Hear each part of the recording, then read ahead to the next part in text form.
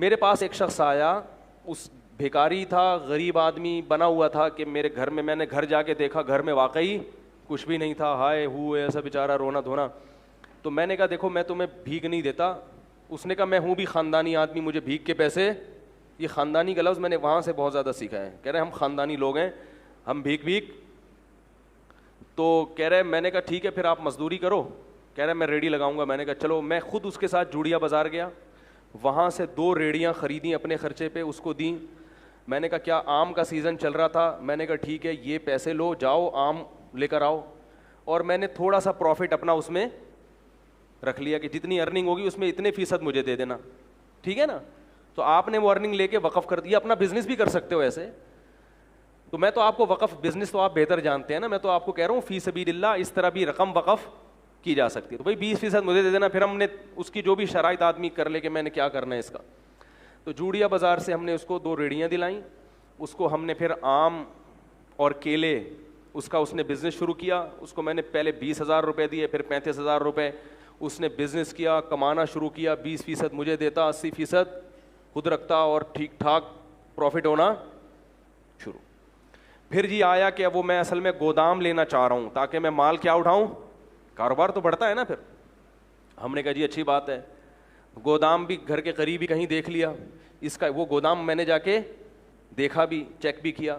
میں نے کہا اچھا ایک غریب آدمی کو کیا ہو رہا ہے, یہ کیا کسی کو پیسے پکڑا دو تو ختم ہو جاتے ہیں, اس طرح کاروبار رن کر کے دو اس کو, اپنا بھی فائدہ اس کا بھی فائدہ. اپنا پروفٹ تھوڑا رکھو تاکہ ایسا نہ ہو کہ وہ بیچارہ, جب زیادہ بڑھ جائے کاروبار پھر آپ پروفٹ کا ریشو بڑھا بھی سکتے, لیکن وقف میں نہیں بڑھا سکتے. ہم نے جناب اس کو پورا گودام بھی لے کے دے دیا. اس نے وہ کیلے لا کے, کچے کیلے ہوتے تھے اس میں وہ کیمیکل لگتا ہے نا, اس سے پکتے ہیں, وہ پک بھی رہے ہیں, اور جناب بزنس ٹائٹ. اتنا پروفٹ مجھے شروع ہو گیا کہ اب ہم نے تمیز سے بات کرنا لوگوں سے چھوڑ دیا.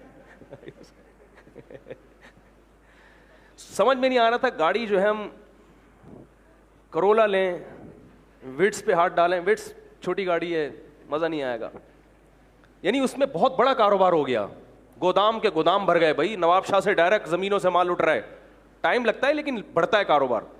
اور وہ بندہ بھی فیک نہیں, بالکل نظر آ رہا ہے بھائی, ریڈی لگاتا ہوا. پیاز, آلو پیاز بھی بیچے اس نے. پھر اس نے اپنے بیٹے کو بھی ملا لیا, ملازمین بھی ہو گئے, وہ دے مار 4.5, کیونکہ محنت بہت کر رہا تھا. وہ نظر ایسا آ رہا تھا, کر رہا تھا نہیں کر رہا تھا یہ تو ابھی آپ کو آگے بتاتا ہوں.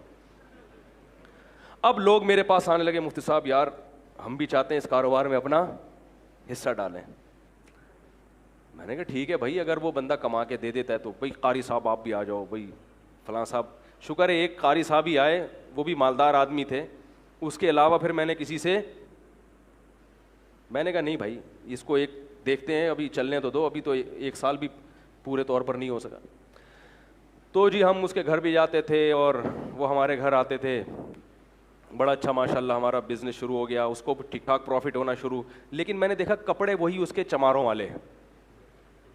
ہم تو سوچ رہے ہیں کہ چاند پہ پہنچیں یا مریخ کا سفر کریں. اب امریکہ یورپ تو چھوٹی بات ہو گئی تھی ہمارے لیے نا, ٹھیک ہے, تو خلائی سیارے میں بیٹھتے ہیں, کہیں کائنات کی سیر کر کے آتے ہیں.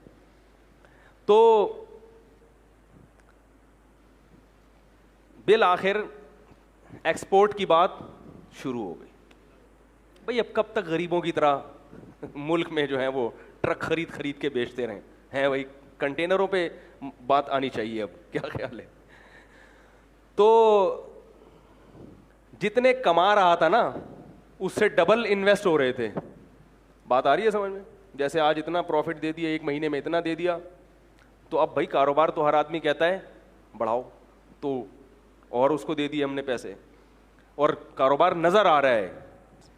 آلو پیاز ٹماٹر بھی بکتے ہوئے نظر آ رہے ہیں. گودام سے منڈی بھی جا کے میں نے دیکھا, وہاں بھی باقاعدہ اس کی ایک شاپ ہے جہاں سے وہ سارا بزنس ہو رہا ہے. ایک دن وہ میرے پاس آیا, کہنے لگا کہ مولوی صاحب میں تو جا رہا ہوں سفر پہ 10-15 دن کے لیے, تو مال اتارنا ہے منڈی سے, اتنے پیسے مجھے چاہیے, اور یہ پیسے کل ہی میں آپ کو ریٹرن کر دوں گا, اور مجھے جناب پہنچنا ہے. تو میں نے دے دیا اس کو. میں نے کہا یار یہ میرے حج کے پیسے ہیں, جو حج کی درخواست میں دینے والا تھا, یہ لے کے کہیں ایسا نہ کہہ رہا ہے یار مسلمان کسی کے حج کے پیسے کھائے گا. ہم نے ایسے ایسے حرام خور دنیا میں دیکھے ہیں کہ آپ کو ہم کیا بتائیں.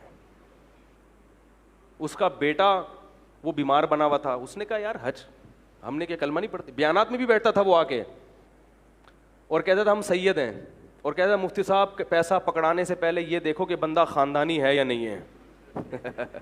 سمجھ رہے ہیں؟ یہ بڑی گنتیاں سیکھی ہوئی ہوتی ہیں, تبھی کسی کی چکنی چپڑی باتوں میں مت آؤ. تو ہم نے وہ اس کو دے دی, ہم نے کہا چلو کل منڈی میں مل ہی جائیں گے. اس بندے نے رات کو محلے والوں کو جتنی جیبیں نچوڑ سکتا تھا سب کی جیبیں نچوڑی. دکان سے جو جنرل اسٹور تھا اس سے 2-3 مہینے کا راشن اٹھایا. اس نے کہا پڑوسی یہ کل دے دے گا پیسے. کسی سے چلتے ہوئے کسی سے اگر امید تھی نا 50 روپے مل جائیں گے ادھار, تو اس سے 50 روپے بھی لیے, کسی سے 500 لیے, کسی کے 1 لاکھ, ہمارے تو لاکھوں روپے لیے ہوئے تھے. ہر آدمی سے جتنا نچوڑ سکتا تھا اس نے نچوڑا. اسٹیمپ پیپر پہ جو ہمارا ایگریمنٹ ہوا تھا وہ لکھا ہوا تھا اس کے انگوٹھے کے ساتھ, یعنی میرے تو اس سے جو پیسوں کا لین دین تھا ریٹرن بھی تھا نا سارا, انگوٹھا بھی, آئی ڈی کارڈ بھی, سب کچھ. اب جناب وہ انگوٹھا لے کے اب تک میں 10 سال سے بیٹھا ہوں. وہ انگوٹھے کا کیا کریں گے بھائی, کیا خیال ہے؟ انگوٹھے سے کچھ ہوتا ہے؟ خیر جی, ہم اگلے دن جب پہنچے تو کوئی بندہ ہی نہیں تھا. پتا چلا کہ راتوں رات گودام بھی اس نے اس کا بھی سودا کیا ہے, گودام والے کا 3-4 مہینے کا کرایہ بھی ہضم کیا, اور جتنا مال گودام میں پڑا تھا پہلے سے اس نے کوئی اس کا سودا کیا ہوا تھا کہ بھئی اس کا پروگرام تھا اس دن بھاگنے کا. وہ راتوں رات اس نے سارا مال سستے داموں بیچا, وہ پیسے الگ, ہمارے پیسے الگ, جو ہمارا پروفٹ تھا وہ الگ, حج کے پیسے الگ. اور محلے والوں میں کسی سے 500 لے سکا, 50 لے سکا, 10 روپے مل سکے, جنرل اسٹور والے سے پیسے لے کے 12 سال ہو گئے میرے بھائی, 10 سال ہو گئے, صرف انگوٹھا ہے اس کا میرے پاس. 10 سال کے بعد میں نے کرنا سوچا کہ اس انگوٹھے کو دیکھ کے کیا آدمی حسرت کرے, اس انگوٹھے کو بھی, کیونکہ کچھ بھی نہیں ہو سکتا, کچھ بھی نہیں ہو سکتا. کراچی اتنا بڑا ہے کہ وہ غائب. پھر پتا چلا کہ محترم کا بزنس ہی یہی ہے, یہ غریبوں والے کپڑے پہنتے ہیں, گھر میں کوئی بھی چیز نہیں رکھتے, کچھ ادھار غریب بچے لیے ہوئے ہیں اس نے رینٹ پہ, ٹھیک ہے نا, غریبوں سے 2-4 بچے ادھار لے کے رکھ دو بھائی, کوئی آئے گا تو منہ دکھانے کے کہ یہ میرے بچے ہیں. اس طرح کا پتہ نہیں ہو سکتا ہے اپنے ہی بچے ہوں, واللہ عالم. تو ان کا کئی سالوں سے یہی کاروبار. کیا ہوا کہ ہم نے اس کو تلاش کیا, نہیں ملا, غائب ہو گیا. ہم نے کہا چلو بھائی جو چیز قسمت میں نہیں تھی وہ. ایک دن ایک سبزی منڈی سے ایک پٹھان آیا باجوڑ کا, مجھ سے ملنے کے لیے, بڑا لمبا تڑنگا. کہنے لگا وہ بندہ تھا اس نے آپ کے پیسے لے کے بھاگا. میں نے کہا ہاں. کہہ رہے میں منڈی میں کئی سال سے کاروبار کر رہا ہوں, آج تک مجھے کسی نے چونا نہیں لگایا پوری. کہہ رہے میں اتنا ہوشیار آدمی ہوں کہ مجھے چونا لگانا آسان نہیں ہے. کہہ رہے کہ یہ آدمی مجھ سے کئی لاکھ روپے لے کے. میں نے کہا پھر کیا؟ کہہ رہے میں مفتی صاحب آپ کو یہ بتانے کے لیے آیا ہوں کہ اللہ کی قسم مجھے پیسہ نہیں چاہیے. کہہ رہے میں نے قسم اٹھائی ہے, میں نے بندوق خریدی ہے کہ یہ مجھے اگر مل گیا, اس کے سر میں اگر میں نے 7 گولیاں نہیں اتاری تو میری بیوی کو 7 طلاقیں. میں نے کہا کیا کر رہا ہے بھائی؟ کہہ رہے نہیں مجھے پیسوں کا غم نہیں ہے, پوری زندگی مجھے کسی نے چونا. تو میں نے کہا جب اتنے بڑے فنڈر کو چونا لگ گیا تو بھائی ہم تو اس فیلڈ کے ہیں ہی نہیں. تو اس نے بندوق, اس نے کہا کہ مجھے بس یہ بتاؤ ہے کہاں, مجھے پیسے نہیں چاہیے. کہہ رہے میں نے اس کے سر میں کتنی گولیاں اتارنی ہیں, نہیں اتاری تو میری بیوی کو طلاق ہے. تو اس لیے یہ جو ریڑی ویڑی کا میں کہہ رہا ہوں نا, وقف کریں, کسی غریب کو ریڑی لے کے دے دیں تو وہ غریب ہو.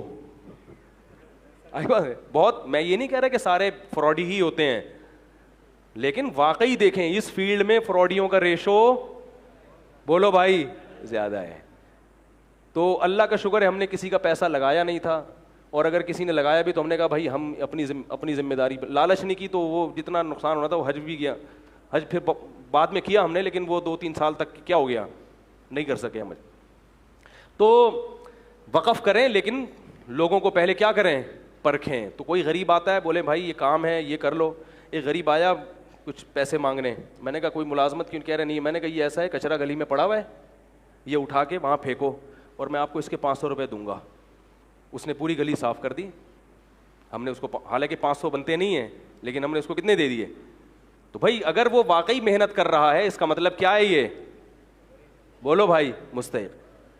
تو میں نے کہا یہ جتنا کچرا پڑا ہے نا ایک شاپر لو, اس میں سارا کچرا ڈال کے پھینک دو, گلی کو کیا کر دو, صاف کر دو. تو یہ عمل سے ایک تو گلی صاف ہو جائے گی, نمبر 2 یہ اس کی علامت ہوگی واقعی مستحق ہے. جو اتنا غریب ہوتا ہے اس کے پھر اتنے نخرے نہیں ہوتے کہ میں کیوں کروں, جب نہیں کرو تو جاؤ نکلو یہاں سے بھائی, دکان پکوڑوں کی اور باتیں کروڑوں کی. وہ اتنا اونچا سر کہ نہیں ہم نہیں کرے گا, تو آپ اس کا مطلب پھر آپ یا تو عزت آپ کو بہت پیاری ہے تو پھر بھیک کیوں مانگ رہے ہو, کیا خیال ہے بھائی؟ اگر وہ کہے میں یہ کام نہیں کر سکتا تو پھر یہ بھیک والا کام تو اس سے زیادہ گھٹیا ہے. کچرا صاف کر کے پھینکنا کچرا کنڈی میں, یہ گھٹیا کام اتنا گھٹیا نہیں ہے جتنا لوگوں کے سامنے ہاتھ پھیلانا. تو اگر عزت کا خیال ہے کہ بھائی میں ایسا کام نہیں کروں گا جس سے عزت جاتی ہے, تو پھر بھیک بھی نہ مانگو, پھر بولو بھوکا مر جاؤں گا, کسی کے سامنے ہاتھ نہیں پھیلاؤں گا. تو جب ہاتھ پھیلا رہے ہو تو پھر بھائی یہ کچرا پھینک کے آؤ, سارا کچرا کنڈی میں, گلی صاف کرو. اور تھوڑے پیسے نہیں بلکہ آپ کو 50 روپے جو ملتے ہیں اس میں ہم آپ کو کتنے دیں گے, اس سے تعاون بھی ہو جائے گا, صدقے کا ثواب بھی مل جائے گا. تو اس طرح سے کیا کریں. اللہ تعالی ہمیں عمل کی توفیق عطا فرمائے.